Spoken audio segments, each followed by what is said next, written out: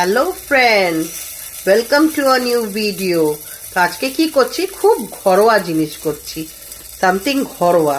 তো কি করছি দেখে নিন। আমি রান্না তো কি করছি দেখে নিন। ট্যান ট্যান, কি বলুন তো? বেগুন অ্যান্ড টমেটো পোড়া।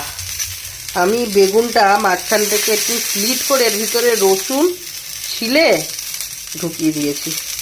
আর এবার বেগুন পোড়া হচ্ছে। আজকে মঙ্গলবার, Tuesday.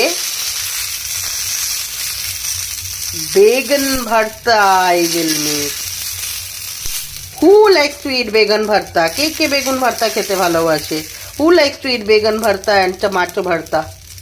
Very yummy. So I'm making brinjal bharta. So I'm just